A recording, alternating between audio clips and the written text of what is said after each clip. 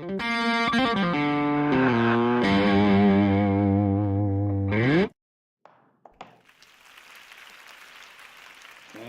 good morning. How's everybody doing? The gang is all here. We got Ty, Kaylee, John, Clara, Rosemary, Nicole. Holy cow, good to see everybody. This is my last day at the University of Rijeka. I'm going to be traveling all day tomorrow, so we're doing the live broadcast today. Okay? And so that's why we decided to do this. Don't forget, we're doing the webinar tonight at 6 p.m. Eastern Time, 12 a.m. Rijeka time, and we'll be talking about language milestones and critical periods tonight in the webinar. So I hope everybody will make it. Thank you very much, Rosemary. I hope I have a safe trip too. I'll be on a bus trip from Rijeka to Zagreb all morning, and then we'll be flying out tomorrow evening from Zagreb to Dublin, Ireland. So yay. But at any rate, I do look forward to seeing everybody tonight at 6 p.m. if you can make it. One quick note, next week's lectures will not be live. I will be posting recordings for next week's lecture. So those recordings are already posted on Blackboard, and you should feel free to get started on them anytime. Yeah, I'm looking forward to Ireland too. My wife is flying from the United States, and I'm going to be working in Ireland for next week. But unfortunately, the internet won't be good enough to do live broadcasts next week, so I'll be doing the recordings. But the recordings are good. It's still the same guy, still making mistakes and tripping over myself. And I will be available by, yeah, right, see you in the pub too. Looking forward to having a Guinness. And I will still be available by Remind. I will still be available by email. I'll still be available to meet you in Microsoft Teams at any moment. I'll still be doing office hours, so nothing will change next week, except we won't be doing live recordings for 1 week. I'm going to Ireland, and we're going to be in Dublin and Belfast next week. And so my wife's always wanted to see Ireland, so we're going to be doing that in between work. She'll be vacationing. I'll be sitting at my computer doing stuff. Yeah, I sure hope so, Cassette. We'll see. We can do in-person learning for a week. Hopefully, I'm sorry. And you know what? I have so much fun seeing each and every one of you Tuesdays and Thursdays. It's super cool. And we've got 11 people in the room right now. You know, that's almost half of the class. It's so cool. I have never been there before. Well, actually, I take that back. I stopped through there on the way to Zagreb, but I don't think the airport gives you much of a feel of a country. Oh. Okay, absolutely, Katie. You know what? Let me see if the credit card will support that, and I'll get all 11 of you out there, and we'll just sit in the pub and do our lecture there. I'm a little bit slow on the jokes today. Very funny. Let's go ahead and get started. So we're going to be talking about language today. Class today won't be quite as long, I don't think, but we're going to talk a little bit about language milestones, and how it develops in human beings. So I hope that you find this to be an interesting lecture. So we're talking about cognitive development in infancy. Now, in terms of milestones, developmental psychologists, medical doctors tend to separate cognitive milestones and language milestones. Now, talking, in a sense, is a thinking activity, but the weird thing is they're kind of separated because, you know, you can have an intellectual deficiency and you know, maybe have Down syndrome and still develop perfect linguistic ability, and yet your mental abilities can be impacted. On the other hand, there are examples of people whose cognitive ability is normal, and maybe they have language difficulties because of some sort of brain damage that they have in their language abilities. So when we look at milestones, medical doctors typically look at language milestones, and they'll look at cognitive milestones. Good morning, Victory. Thanks for coming today. Wow, how many people do we have in class now? Is this 12 people? This 13. This is absolutely insane. You folks are a bunch of maniacs. I absolutely love each and every one of you. Wow. Okay, so let's go ahead and talk. Now, language is innate. Each and every one of you has the ability to develop language. You know what? You may all not learn how to do calculus. You don't learn how to do math unless somebody teaches you that. You may not even learn how to read if nobody sits down and teaches you how to read. They teach your alphabet and your letters. But each and every one of us automatically picks up a language as long as we hear people talking during the first couple years of life. And this led a guy named Noam Chomsky to suggest that human beings have this thing called a language acquisition device.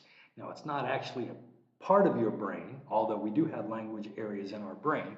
He argued that we all have an innate biological endowment that allows us to detect and learn the features and rules of one or maybe even more languages with relative ease. If you think about it, I'm trying to learn Croatian. It's freaking absolutely impossible. And yet every Croatian child learns how to speak this very complex language without even trying and without even consciously being taught, right? Um, there you go. Great. Nicole provides a great example of how we should think about cognitive and language abilities sort of completely different. This kid is nonverbal and autistic, but when he texts, you can tell that the kid's really thinking sharply in his mind. That's a great example, Nicole. Thank you for bringing that up. Fantastic. And so we all have this biological endowment that allows us to detect and figure out the rules of language. Nobody told you about the past tense or the past perfect tense or the future tense or the future perfect tense. And yet each and every one of us knows how to say, I will have been 10 years old at the time. I should have gone, blah, blah, blah. I will not have. Each and every one of us knows how to use all the tenses perfectly. We learn the complex grammar and vocabulary that goes along with our language without even consciously trying. And the cool thing is, if you want to bring your child up in a multilingual household, so for example, if any of you speak Spanish and English, please, for the love of goodness, talk to your kids in both languages during the first few years of their life, and those suckers will absorb two languages with relative ease. Now I'm here in my 50s trying to learn Spanish and Croatian, and I am suffering because I absolutely just can't seem to figure out the rules and the grammar of Spanish and Croatian. It's very, very difficult.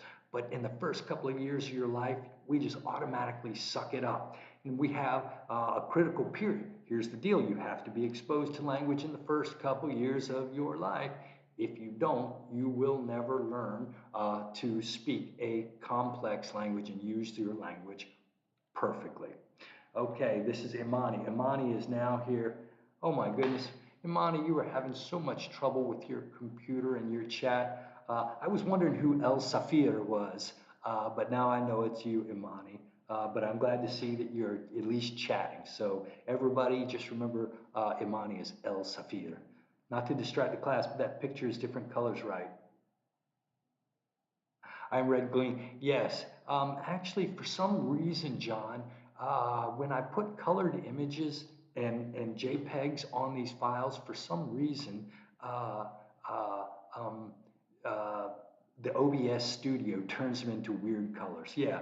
Wernicke's area is the green area, and Broca's area is the red area. Now, the language ability is typically localized in two parts of your brain, Broca's area and Wernicke's area. Now, Broca's area is the language production center. When you're moving your lips and your mouth and getting words out, Broca's area is working.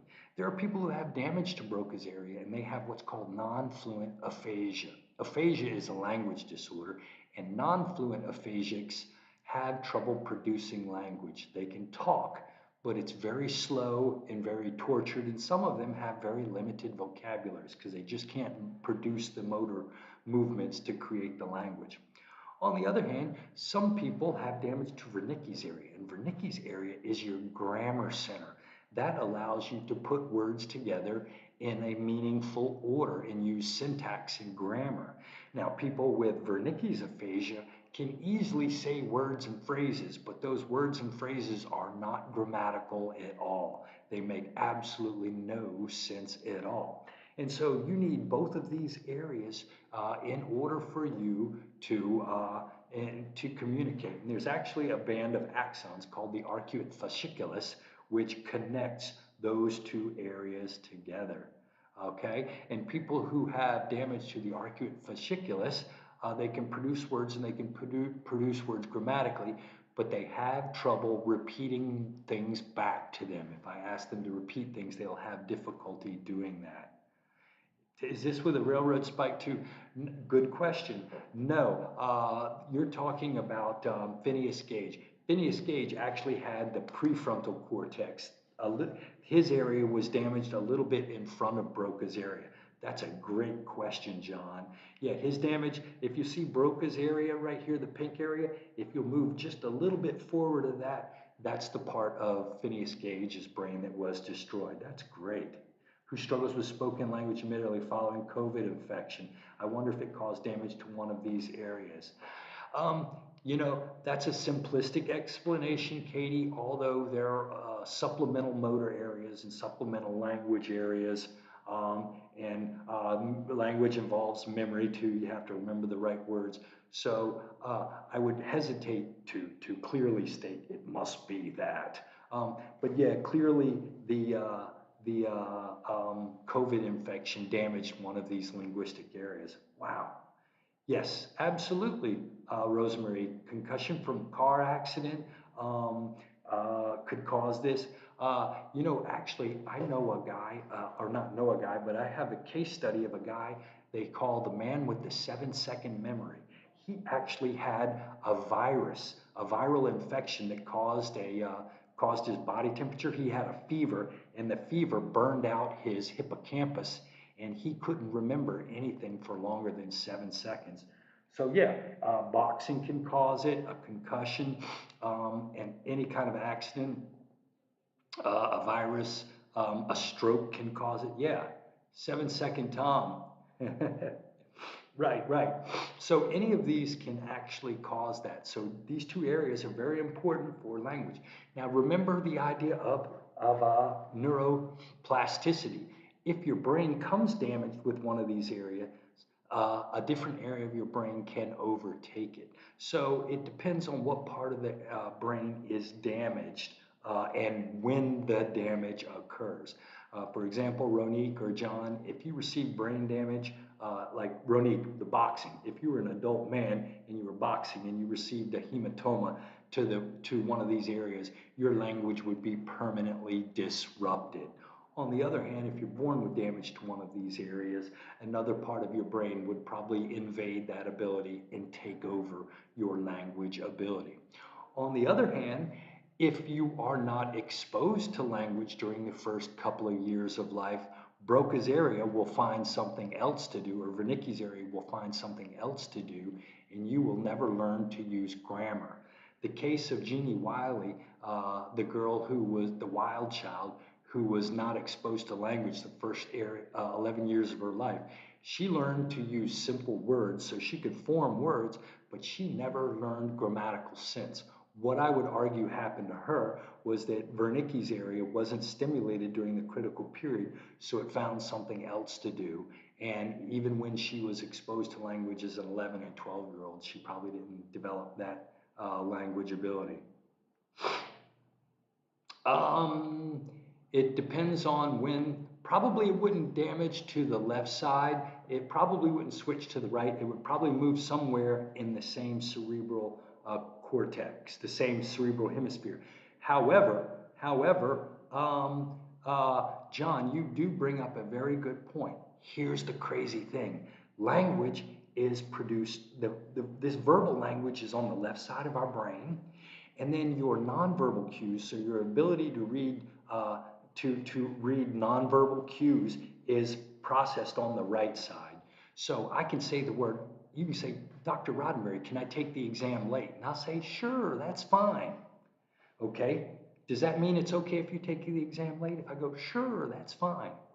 On the other hand, if you say, Dr. Roddenberry, can I take the exam late? And I go, sure, that's fine, right? Do you see how the different emotion and facial expressions tell you that in one case I'm saying it's fine, and in the, exactly, John, in the other case I'm telling you it isn't. So we actually read nonverbals, paralinguistic cues in the right side of the brain. Now, here's the other deal. Females tend to do more language processing in both the left and right hemisphere. And so I'm sure all of you females probably say that your boyfriends, your male partners probably aren't as communicative as you want them to be. They probably don't understand when you are not happy or happy as much as you want to. And this is because men don't process, we process language more on the left side and not on both sides of the brain like you females do. Men develop their language skills a little bit slower. We're going to hit milestones a little bit slower. Men are going to have more language disorders than do females. Exactly, Katie. We're not as good with processing nonverbal cues as you females are. Okay? Preach it. In fact, did you know that in social psychology, this is a social psychological phenomenon, typically marital satisfaction is predicted not by a female's communication ability, but by the male's communication ability. All of you females are good at communicating, but what determines whether or not we have a good marriage is whether or not your man can communicate. So typically, it's the man's communication abilities that predict marital satisfaction. And some of us guys just aren't good at it, right? Now, to go back to John's idea of language switching to the left and the right, check this out. Most brains, all brains organize in about the same way, but everybody's brains, when you're developing in your mom's womb, in the mom's uterus, not all brains organize themselves the exact same way. For 90% of you, language, Broca's area and Wernicke's area is in the left side.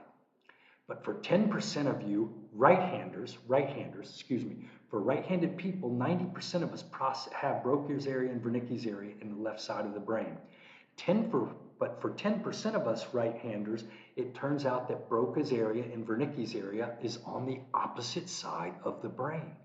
And this is why whenever surgeons do brain surgery, what they do is before they put you under, they'll just do a local anesthetic and kind of make you a little bit loopy. And then they actually stimulate the areas, the Broca's areas and Wernicke's area of the brain to make sure that they're not messing with a language area. Because I might be on the right side of the brain and you might have the language on the right side instead of the left side.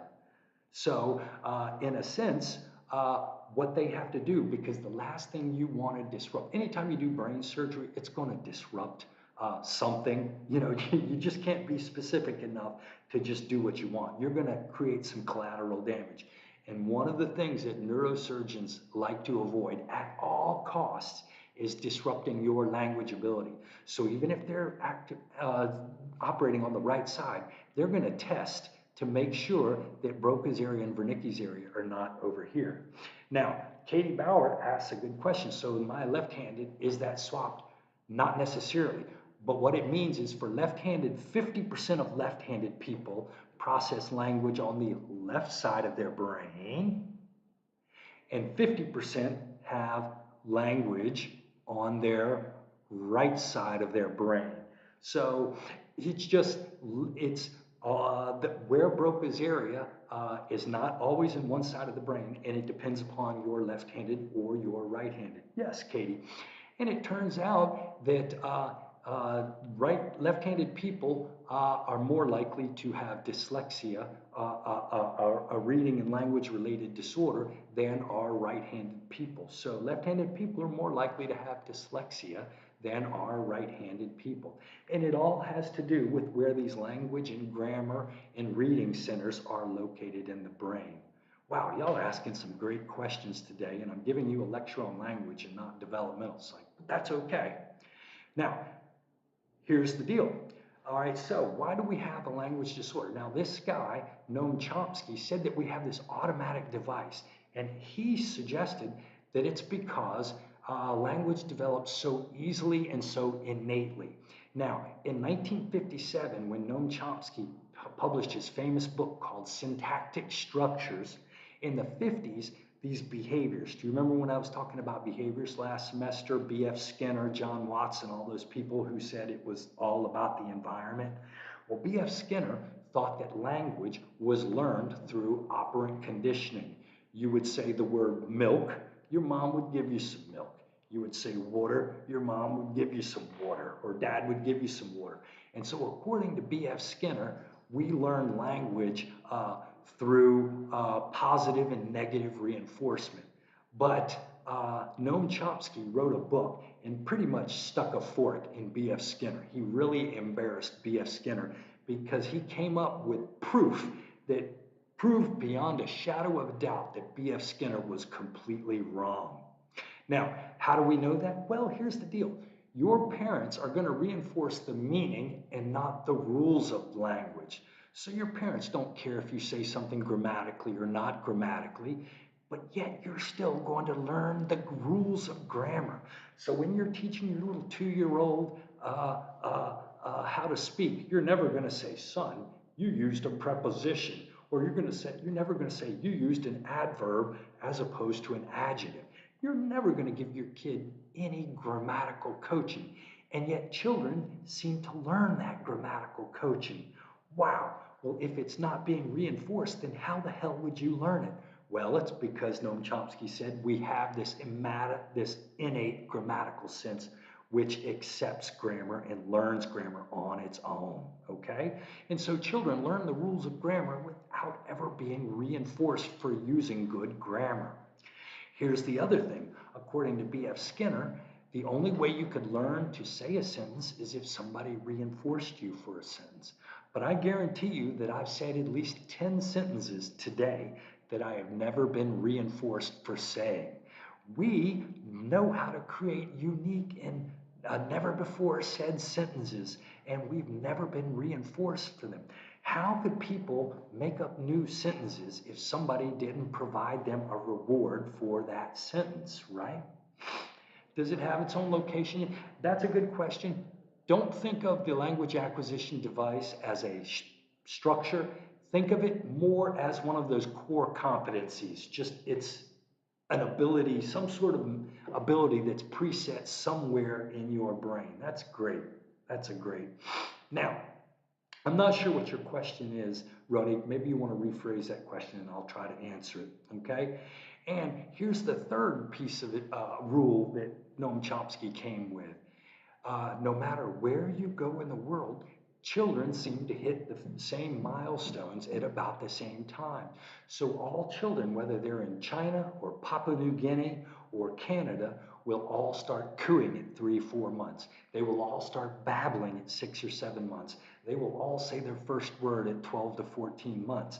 Now, if language is environmental only, then you would expect there to be great cultural variation in the language milestones. And yet there aren't. And yet there aren't. And finally, evidence has come to light showing that there's a critical period for language. You can't just learn language anytime. You have to learn it the first couple years of your life. Have you realized that we learn words or build vocabulary? Well, we build vocabularies simply by being shown words when we're kids. Now, you can always learn new words as an adult, but that ability to create grammatical structures appears to occur in the first couple years of life. Did you ever know that when little kids add ed to words because they know, yes, oh my, thank you, Cosette. Why don't we let's, I don't know, to do. Yes, that is called over-regularization. And I don't know where the point is. I don't know if I have it on these. Yes, Cosette, children will use rules and make us laugh because they'll apply a rule in an incorrect way. So your child might say, I buyed a toy. And the real way is I bought a toy. But your little child seems to abstract the rule. When you want to turn something into the past tense, you add an ed on it. So children make these really cool mistakes they call over-regularization. And that demonstrates that they're learning the rules even without being taught. Yeah, it's a good chance to correct them, but the cool thing is children are demonstrating to you that they learn that grammatical rule even without you telling them. They have figured out inductively that for the most of the time, when you want to talk about something in the past, you add an ed. That is brilliant, brilliant, brilliant. Good comment, Cosette. And you're right, Rosemary, that's when you may giggle a little bit and then you teach the child what they're supposed to say, right?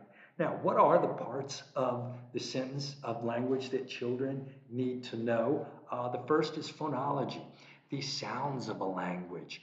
Ba ba ba, da da da, na na na, all of the sounds of a language.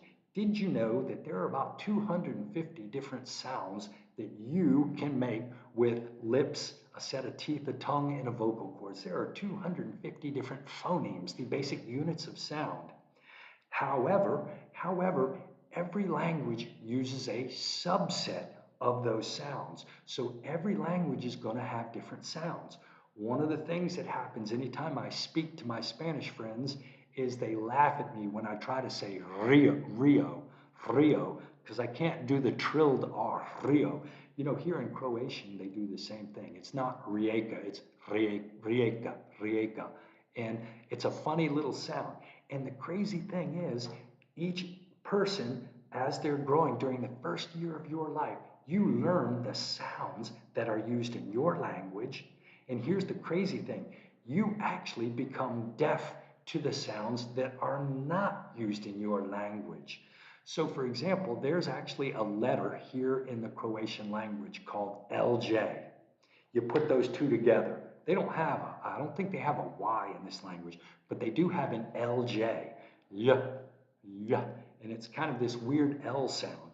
And I've had people from Croatia try to teach me this sound, and I can't make it right because my ear is actually deaf to that phonemic sound. And so the first thing we learn within the first year of our life are the sounds of language. Now, Cosette brings up a great point about morphemes. A morpheme is a basic unit of meaning. Now, a morpheme is not the same as a word. Play is a morpheme, saying to engage in a fun activity. But ed is also a morpheme. So if I say play and add the ed, I'm saying that I did this play in the past. So play is a morpheme, but ed is also a morpheme. ing is a morpheme in the English language because that means I'm doing it currently. So I'm running, I'm playing. So playing is two morphemes put together to create a unit of a larger unit of meaning. So language is composed of sounds, then it's composed of units of meaning, and then it's composed of syntax. We would call that grammar. Your English teacher is going to call that grammar, but linguists call it syntax. That's exactly what they're meaning. And then when you know what these morphemes are together, that's what we would call the semantics.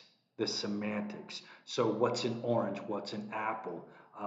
You know what I mean? What are these different units of meaning that are composed? And then pragmatics is knowing what not to say in a given situation or knowing how to give and take in a certain situation. So, one of the things that children don't know at the age of 2 or 3 is how to hold a conversation. If you've ever tried to have a conversation with a 2-year-old, they suck at it. You know what I mean? They don't know how to stay on topic.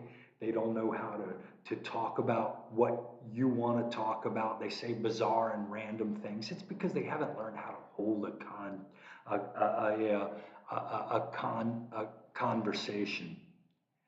Pragmatics are lost in arguments. And then there are what we call, you're about that. That's exactly. They haven't learned pragmatics. But the crazy thing is, by 4 or 5 years old, a child has pragmatic ability. And a 4 or 5 year old even knows that if they're talking to a 2 year old, they have to simplify their language. And they've learned that a 2 year old can't talk as well as them, so they have to slow down. So it's crazy how quickly they develop that pragmatic ability. Your English is a little broken. You speak 3 languages. My kids don't have an accent in English. They do have in the other 2 languages. We're going to talk about accents tonight in class, Imani, when I talk about what we would call the universal linguist to the specialized linguist. It turns out that there's a critical period for learning accents the first year of your life. And it's kind of interesting. Your kids don't have an accent in English. That's probably because they hear English all day from everybody. But they don't sound quite like, I'm not sure, what do you speak, Spanish and French or something? And by the way, I'm super jealous, Imani, because I barely speak English some days. And then it's not listed on this chart, but there are also paralinguistics too. Raising your voice, facial expressions, distance from another person. These are also what we would call paralinguistic cues that are also included in the conversational process. In the South and not others, yes, yes. You actually learn your accent the first year of your life as you hear people making sounds. Now, by accent, I'm talking about the difference between French and English and German. Now, I was born in Alabama. Yeehaw, down in the heart of Dixie, baby. And I learned how to speak. And then I moved from Alabama to Mississippi. And then I went from Mississippi to Texas and back to Georgia. And then I got family down in the low country of Charleston. And I know how to speak just like a redneck. You know what I mean? But on the other hand, when I'm in class, I try not to speak with that kind of rednecky accent. But yeah, people do kind of learn how language sounds based upon their experience. Absolutely, John. Wow, Imani speaks French and Arabic. Fantastic. You know, I tried to learn the Arabic alphabet one time, and there's a sound, Imani, don't laugh at me, called Dod, Dod. And I spent a half an hour trying to say that sound, Dod. And for some reason, I couldn't say it right, and my Arabic teacher was just laughing at me the whole time because I couldn't seem to get that sound right. She's not laughing, so maybe I got it right this time. And then, yeah, your Semitic languages, your Arabic and your Hebrew, they're going to have that sort of that back of the throat sound that we don't have in English. You told her not to laugh. Did I say it right, Imani, or did I say it screwed up? I'll wait for her response and carry on. I'm speaking Arab. I said it right. It's probably because you can't hear me on this. Wow. Okay, Shimei speaks Arabic and French and English. Dude, I feel like the dumbest person in class sometimes when I hear my students. It's one of the things I love about Wake Tech is it's such an international student body, and I always get these students that are like, "Yeah, I speak 4 and 5 languages." Yeah, right. So when I start to feel smart about my PhD, I then meet a person that speaks 4 languages, and I'm quickly put back in my place, right? Okay, so language development is a social process that's learned within a specific context that involves joint attention. It involves location and social events, and it also involves you having specific interaction with a real person. You can't learn a language on TV, okay? Maybe as an adult you can learn, but you don't learn it as well as you do as a kid. But if you're trying to teach an infant how to speak a language, you have to have social interaction. And research has shown that the kid will only pick up a vocabulary word if the parent is looking at the object while they're saying the word. So it requires joint attention. In fact, the statement right here says that joint attention abilities at 12 to 18 months predict language skills at 24 months. If you remember on Tuesday, I was talking about joint attention and when it develops. Children who have better attentional skills at 12 and 18 months of age are going to have better language skills at 24. But Rosemarie with the comedy routine here. You're silly girl. Okay, so let's look at the quick milestones. Your first language milestone is your kid's gonna cry. That's their way of telling you that something ain't right. And if you're a parent, you can quickly know that your kid's gonna have a different cry when they're hungry, when they're in pain, or when they're just bored, right? And so children have different cries, and it seems like only the mom and the dad can really hear these different cries. But crying is a form of language. Yeah, I got hooked on phonics, but then I went to a 12-step program and was cured, John. Now, from 2 to 4 months, your baby's just going to start making vocalizations. Gah, gah, gah. And they're basically just vocalizing, but they still don't have control of these, of their tongue and their lips and their teeth. But around 6 months, your child's going to start babbling, and that's when they've learned how to control those lips and the teeth and the tongue. Ba ba ba, da da da, ma ma ma. Now, a lot of parents say that when their child starts saying mama, mama at 5 months, oh, the little baby is saying my name. Hate to say it, dude. Nope, they're not. They're just practicing their phonemes. When they say da da da da da, they're not saying daddy. They're just practicing their phonemes at around 6 months of age. Now, the crazy thing is, there's a difference between what we call receptive and productive language. Productive language is being able to say a word. Receptive language is being able to understand a word. It turns out that your children around the age of 5 months, they're going to start knowing what you say. They're going to start understanding words at 5 months. Way before they can produce a word, they're going to be able to understand a word. That's called receptive language. Babbling around 6 months. Now, we're going to talk about this in webinar tonight. Between 6 and 12 months, your child goes from a universal linguist to a language-specific listener. What does that mean, Chris? That means that your child is going to become deaf to phonemic changes that are not used in their language. So when I try to speak Spanish and I try to say Rio, and it sounds awful to your ears, it's because when I was 7 or 8 months old, I was being exposed to English and not Spanish, and I lost the ability to hear that really cool distinction. And when between 6 and 9 months, I lost the ability to hear the dod, the appropriate way to say that particular Arabic consonant. We actually, in brain research, shows that your brain actually doesn't hear phonemic changes. Stops hearing phonemic changes sometime between 7 and 9 months. So we talk about these things called liquids. La la la is a liquid, ra ra ra is a liquid.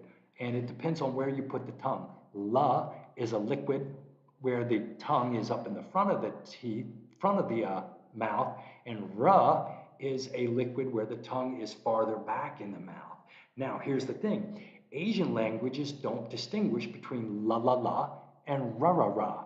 And so what you're going to see is that that little Asian child that's not being exposed to English, sometime around 7 months of age, they're going to lose the ability to hear the difference between la and ra. And that's why sometimes when you meet someone that comes from an Asian country and they don't say the L or the R correct, it's because their brain has lost the ability to hear that phonemic distance. They don't tune out those who speak other languages. They just tune out the ability to hear very specific differences in phonemes. Very specific differences in phonemes.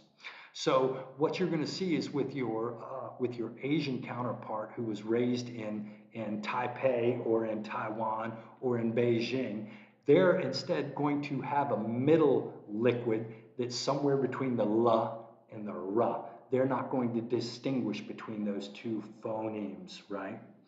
A dedicated language helps them learn both easier. Yes. For birth ideally is apparently having each parent teach a dedicated language. Yeah, that Katie brings up a great point. Yes, you are exactly right. If you speak to your child in both languages, you have a native Spanish speaker and a native English speaker speaking to the child, they're actually going to be able to hear those two languages, and they're going to be able to make the correct phonemic sounds. That's a great point. Okay. Oh, but Nicole has not experienced that from friends who are raising kids in dual languages. Now, here's the deal, Nicole. Are those parents native speakers in both of those languages? It may be that you have to hear native speakers in both languages to hear those phonemic differences. But you bring up a great point, Nicole. Wow, you guys are really asking some great questions today.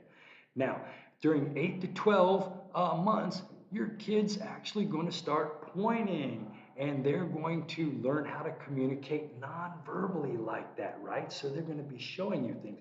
If you think about it, pointing is a way of communicating. I want that toy. I don't want that. That scares me, right? And kids are really going to start understanding what you're saying at 8 to 12 months. They're really going to build up a pretty good, what we would call receptive vocabulary. And your child's going to understand dinner, lunch, nap, bedtime, bath time. They're going to understand all these words.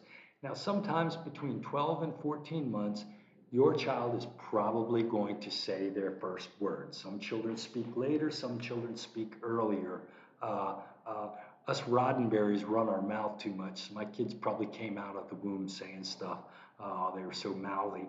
But typically around 12 to 14 months, your child's going to say their first word. And if you look at the chart right underneath me, it shows you that sometime between 12 to 18 months, so the earliest, so that blue line beneath me is the 10th and 90th percentile on when children usually say their first word. Now, some children are going to speak even a little bit earlier, and some children are going to wait and not say their first word till after 18 months. And then sometime during the second half of the second year, usually from about 15 to about 24 months, your child suddenly is just going to have an explosion in their vocabulary. So around 12 months, your kid's going to say their first word, then they're going to say their second word, then they're going to say their third word.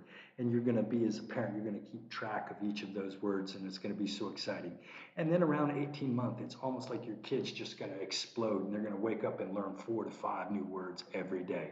This is quite common, and it's called the language explosions.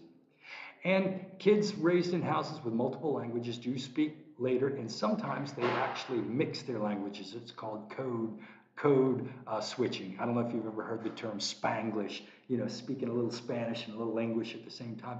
This makes parents worried, and they think that the kids are getting mixed up. The kids are not getting mixed up, and even if it takes them a little longer to stop, speaking to your child and teaching them bilingual language is not a bad thing. It is a great thing to do. And all of a sudden it was whole sentences. Yes, that's exactly what it is, John. That's the language explosion. It is kind of cute, Imani, when they're just, and the thing is, they're not confused. They're just giving you a sentence and they're like, I know this word in English and I know this word in Spanish. I'm going to put them together because I'm just trying to communicate, right? And so your kid isn't mixed up. They're just using the bits of language that they know to communicate. But once they figure it out, they're going to be able to speak fluently in both languages. Okay? It is adorable, right? Now, finally, in the second half of the second year, your child's going to start using their first sentences. These sentences are not going to be very grammatical. They're going to sound like me down at the Spanish market trying to communicate. So I'll say agua fria, cold water, right? That's about all I can say. I'd like to say something like quiero agua fria. I want cold water. They're going to use very simple sentences. They're going to start putting 2 words together to convey a sentence. And this is the first appearance of what you might call grammatical structure, or a few Guinnesses. Yeah, right. I need to learn how to speak in an Irish accent. Maybe I'll practice that next week. And when I come back, I'll be speaking a bit of the Irish. Maybe I won't. Okay, I'm running out of time here. Environmental influences on language development. You know, it turns out that socioeconomic status is related to language proficiency. For some reason, richer families, children seem to have quicker language development than children in more financially distressed families. And really, it probably is because the parents who are poor are probably struggling and spending more time trying to survive and not as much time talking to their kid. So if you've got time and the more you talk to your kid and the more things you show them and the more conversation you have, the better your kid's language development is going to be, the quicker they're going to pick up language. So if you've got an infant, make a habit of carrying them around and tell them what you're doing while you're doing stuff. The more you talk to your kids, the quicker they're going to pick up language. And you know, you need to use lots of different words. The more you speak to kids, they're not only going to learn the number of words, but they're going to develop a bigger vocabulary, which is really what you want. You want to have a nice big vocabulary. It makes you sound like a clever person. And as I said, TV is not sufficient for language development. In fact, studies show that it might even be related to a language delay, because the time your kids spent sitting in front of the TV is time they're not spending having a social interaction. Now, the weird thing is, parents, when your children are learning words, it turns out that parents, at the moment that a child is learning a word, parents seem to simplify their sentences and talk slower and louder with the children. And it's this weird U-shaped curve. And I've got a cool video on the birth of a word which shows that when a child is learning a new word, without even knowing it, parents will simplify their language and talk slower, helping that child learn that new word. And this is called child-directed speech. I know, Katie, everybody's so freaking multilingual in this class. Makes us feel like we need to get to Spanish class, right? Now, other caregiver strategies. When your child says something, Rosemarie, this is when we can fix it. When your kid says, I buyed a toy, you want to recast it. Yes, you bought a toy. You don't have to say, child, you screwed up your grammar. It's actually a non-regular word, blah, blah, blah. Just say it back to them properly. Your kid will pick it up. That's called recasting. And then sometimes when your child says something, expand on what they said. Add more detail to help your child learn detailed words that go with the concept they already know. That's expanding. And then again, be sure you're always pointing out things and labeling them. This is a computer, this is a table, this is a desk. Look at the corn, look at the mashed potatoes. See the doggy, see the bird. Label these things. And these are all ways in which you can help your child develop their linguistic ability. So rephrase it, especially when they say something wrong. Don't punish them or make them feel bad, but just say it the proper way. They'll figure it out. Expand on what they say and add to their vocabulary. And then spend a lot of time pointing out everything in their environment so they can start building their vocabulary. How to help your child's language development? Converse with them, okay? Yeah, your child can't talk, but that doesn't mean you can't talk to them like they're your buddy. Just explain stuff. Have a one-sided conversation. Be an active conversational partner. When you're doing things, tell your child what you're doing. Narrate your activities so they can hear the vocabulary and connect it to the things that's happening in their real world. Talk a little bit slower, right? Slow down and help your kids hear the sounds that go in different words. As I said earlier, it is so important that you look and point at the things you are trying to teach your kid. That is very, very helpful. And then try not to be a college professor when you're talking to your kids. Use simple, concrete terms, and don't be afraid to repeat what you're saying multiple times. Playing games and having fun, language is fun. And if you make it fun, your kid will be engaged and they'll pick the language up to you. And then you know what?